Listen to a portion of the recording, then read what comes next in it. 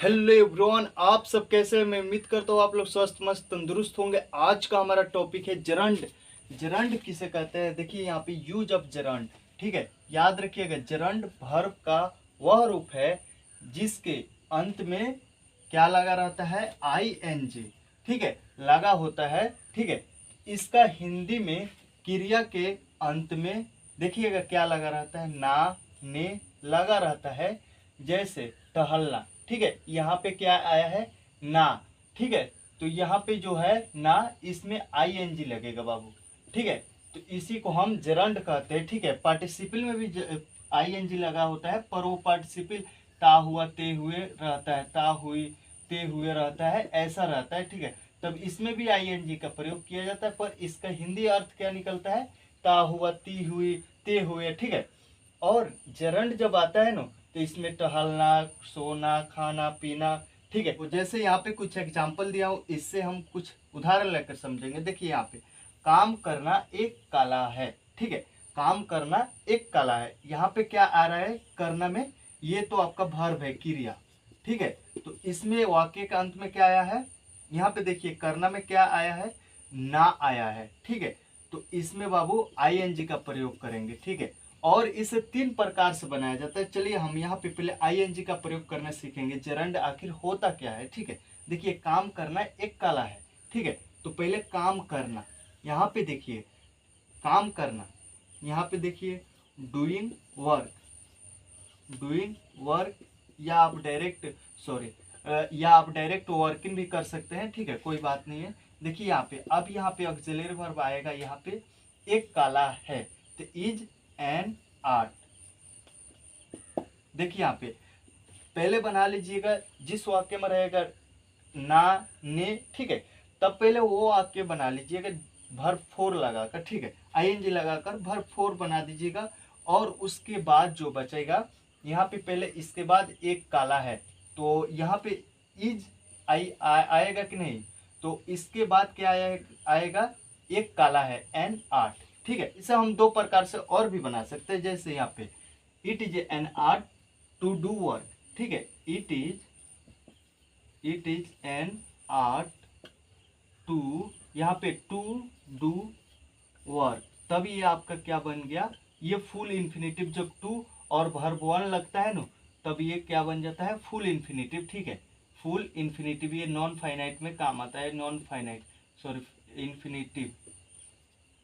ठीक है, या आप ऐसे भी कर सकते हैं, to do work is an art. ये इट को हटा दीजिएगा। ठीक है, तो देखिए यहाँ पे दूसरा नंबर में देखिए, सुबह में उठना अच्छा है। ठीक है, तो यहाँ पे ऐसे भी बना सकते हैं, it is good good to walk up in the morning. Walk up in the morning, in the morning, morning नहीं। ठीक है, सॉरी यहाँ पे आई रहेगा, आई एन जी, मॉर्निंग। ठीक है, तब यहाँ पे देखिए, या आप ऐसे कर सकते हैं, ये तो आपका सब्जेक्ट बन गया सबसे पहले। ठीक है, या आप ऐसे नहीं करिएगा तो ये तो आपका फुल इन्फिनेटिव हो गया। ठीक है, और आपको डायरेक्ट जरंड बनाना है तो आप ऐसे कर दीजिएगा। देखिएगा यहाँ पे ध्यान दीजिएगा, देखिए यहाँ पे सुबह में उठना। ठीक है, पहले इतना वाक्य आप बनाइएगा। ठीक है, walk in up in the morning, in the morning, morning is good. तब यहाँ पे गुड करिएगा। ठीक है, पहले यहाँ पे करिएगा walking up in the morning. अब यहाँ पे अच्छा है, तो यहाँ पे ऑक्सिलरी वर्ब रखिएगा ना, इज गुड। ठीक है, नहीं तो आप इट का भी इंट्रोडक्टरी इट का भी प्रयोग करके बना सकते हैं। ठीक है, तब यहाँ पे टू वर्ब वन का प्रयोग किया जाता है, याद रखिएगा। अब यहाँ पे तीसरा नंबर में देखिए, गांव में रहने वाले लोग। ठीक है, ईमानदार होते हैं। ईमानदार होते हैं, पहले इतना छांट दीजिए। पहले बनाइए गांव में रहने वाले लोग। यहाँ पे बाबू क्या आया है? क्रिया में रहने में ने आया है, ने वाले लोग। जब ने वाले आता है ना, ठीक है, तो इसमें भी जरांड का प्रयोग किया जाता है, भरफोर का प्रयोग किया जाता है, यानी कि आईएनजी लगता है। ठीक है, यहाँ पे देखिए पीपुल, पहले बनाइएगा सब्जेक्ट पीपुल। अब यहाँ पे लिव लिव इन विलेज,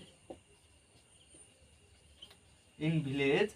अब देखिए यहाँ पे ईमानदार होते हैं, तब यहाँ पे ऑक्सिलरी वर्ब क्या आएगा आपका, आर आएगा, क्योंकि यहाँ पे आपका जो सब्जेक्ट बन रहा है तो वो क्या है, ये प्लूरल है, इसलिए आर का प्रयोग होगा। आर ऑनेस्ट, आर ऑनेस्ट, ठीक है।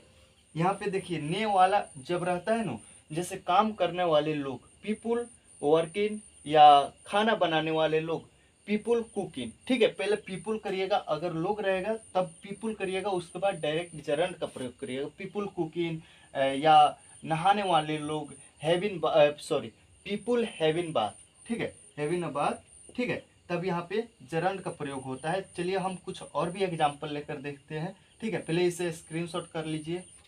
याद रखिएगा जरंड का प्रयोग एक जगह और होता है, जब किसी आदमी का बुरा या अच्छा गुण बताते हैं या किसी का कर्तव्य ड्यूटी बताते हैं, तब उसमें भी जरंड का प्रयोग किया जाता है। जैसे मेरा काम पढ़ाना है, ठीक है, माई ड्यूटी इज टीचिंग, ठीक है, या it is my duty to teach, ठीक है, या टीचिंग इज माई ड्यूटी, ठीक है। इसे 3 प्रकार से बनाया जाता है, ठीक है।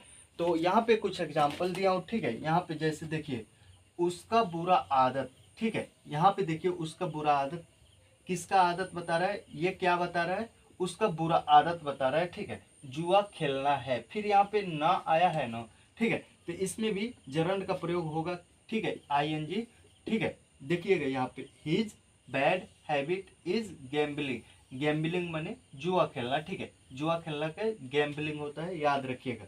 तो यहाँ पे क्या बता रहा है, इसका बुरा गुण बता रहा है, ठीक है, तब यहाँ पे जरंड का प्रयोग किया गया है, ठीक है। हिज बैड हैबिट, बुरा आदत का बैड हैबिट, ठीक है, और उसका क्या हिज हो गया, ठीक है। अभी यहाँ पे देखिए, यहाँ पे रिजवान का अच्छा आदत सुबह में जगना है, ठीक है। अब देखिए Rizwan's good habit is getting up in the morning, ठीक है, जागना के गेटिंग अप चाहे वॉकिंग अप हो जाएगा, ठीक है।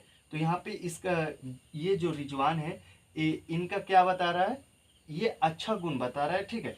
तो इसमें भी जरंड का प्रयोग करेंगे, ठीक है।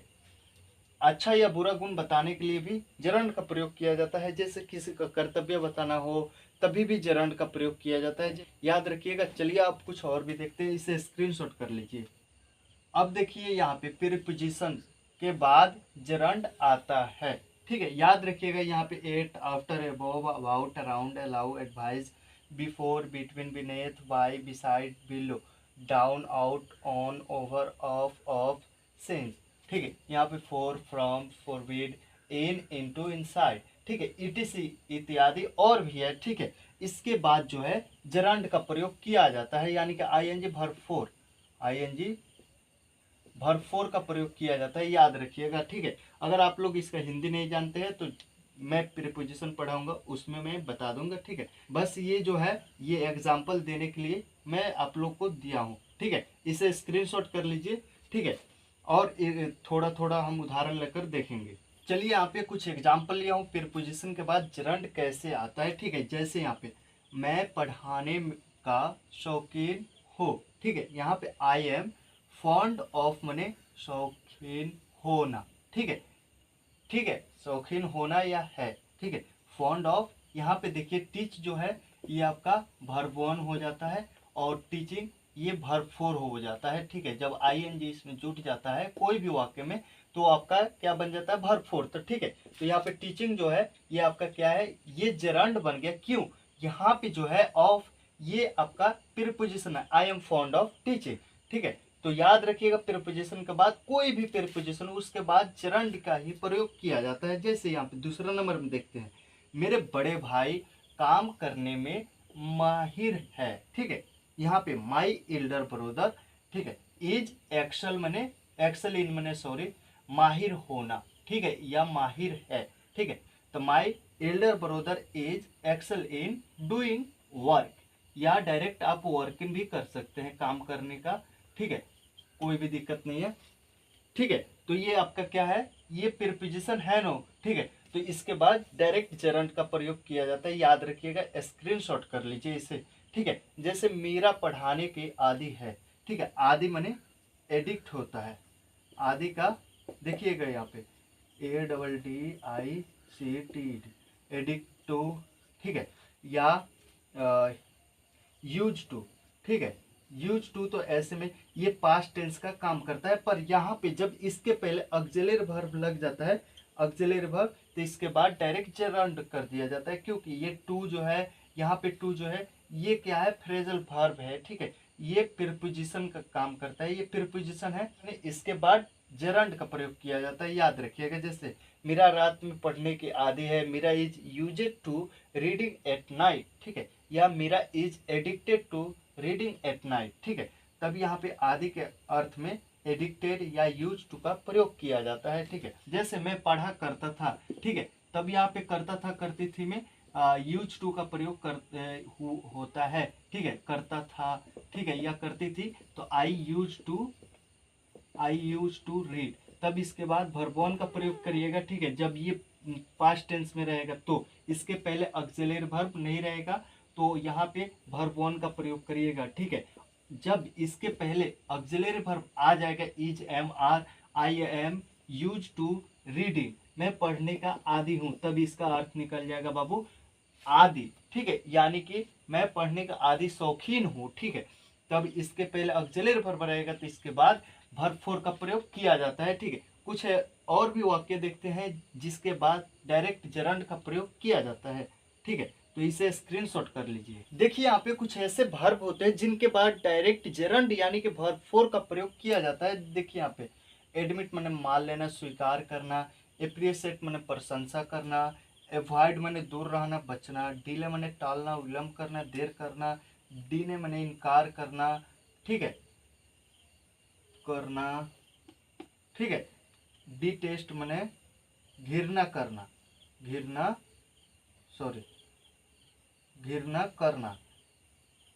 करना, ठीक है। यहाँ पे देखिए डिसलाइक माने नापसंद करना, इंडूरी माने बर्दाश्त करना, इंजॉय माने आनंद लेना, स्केप माने बचना, बचकर निकलना, ठीक है। फेंस माने कल्पना करना, माइंड माने ध्यान देना, इटीसी और भी ऐसे वाक्य हैं जिनके बाद डायरेक्ट वर्ब फोर का प्रयोग किया जाता है। याद रखिएगा, इसके साथ में पोसेसिव एडजेक्टिव के बाद में भी वर्ब फोर का प्रयोग किया जाता है। जैसे देखिए यहाँ पे पोसेसिव एडजेक्टिव हो गया, पोसेसिव एडजेक्टिव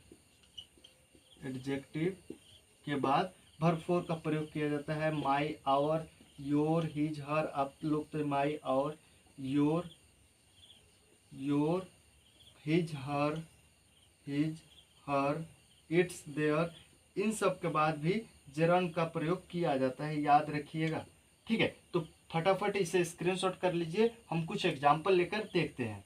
चलिए यहाँ पे कुछ एग्जाम्पल ले आओ, ठीक है। यहाँ पे मैं रिजवान के काम करने का तारीफ करता हूँ, ठीक है। यहाँ पे आई एप्रिशिएट, ये एप्रिशिएट आया है कि नहीं, रिजवान वर्किंग, ठीक है। यहाँ पे ये क्या आया है, पोसेसिव एडजेक्टिव आपका बन गया, ठीक है। यहाँ पे जो एस है ये आपका एप्रोस्टॉपिस एस है, ठीक है। तो इसके बाद डायरेक्ट जेरंड बन गया, ठीक है, या हिज वर्किंग, ठीक है, उसके काम करने का तारीफ करता हूँ। देखिए यहाँ पे दूसरे नंबर में, तुम्हें उसके वहाँ जाने से नहीं रोकना चाहिए, ठीक है। यू शुड नॉट प्रिवेंट या पोस्टपोनेड हिज, यहाँ पे हिज आया है कि नहीं, यहाँ पे पोसेसिव एडजेक्टिव हो गया, और पोसेसिव प्रोनाउंस दोनों में काम करता है, पर यहाँ पे पोसेसिव एडजेक्टिव का ये काम कर रहा है, या हर गोइंग देयर, ठीक है। तो इसके बाद जेरंड का प्रयोग किया जाता है इन सब वर्ब के बाद। प्रिवेंट हो गया, या प्रिशिएट हो गया, या अवॉइड हो गया, मैं उससे मिलने से दूर रहता हूँ या बचता हूँ, आई अवॉइड मीटिंग